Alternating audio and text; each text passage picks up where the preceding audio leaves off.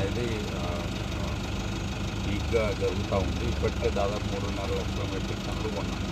So నా ఇన్స్పెక్షన్లో భాగంగా వాటితో పాటు సోయాబీన్ కూడా విజిట్ చేయడం జరిగింది. సోయాబీన్కి సంబంధించి మన జిల్లాలో 9 సెంటర్లు ఓపెన్ చేసినాం. అన్ని సెంటర్లో కూడా ప్రొక్యూర్మెంట్ జరుగుతుంది. దాన్ని విజిట్ చేసి చూడడం జరిగింది.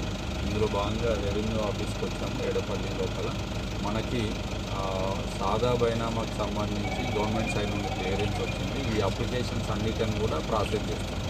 సో 2020లో అప్పుడు అప్లికేషన్ పెట్టుకున్నప్పుడు ఉన్న ఇష్యూస్ అన్నీ కూడా చట్టం లోపల ఇన్కార్పొరేట్ చేసి కోర్టు నుండి కూడా ఆనరబుల్ హైకోర్టు నుండి కూడా క్లియరెన్స్ వచ్చిన తర్వాత వాటన్నిటిని ప్రాసెస్ చేస్తున్నాం.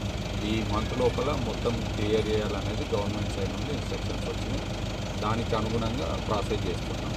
ఇవే కాకుండా రెవెన్యూ సదస్సుల లోపల వచ్చిన మిగతా అప్లికేషన్స్ని కూడా ఆల్మోస్ట్ చివరి దశకు వచ్చింది. Majority of the applications sort out చేసినాం. మిగతా అన్నిటిని కూడా మనము ఈ మంత్ లోపల క్లియర్ చేసి వీలైనంత వరకు రెవెన్యూ సమస్యలు లేకుండా తయారు చేస్తాం.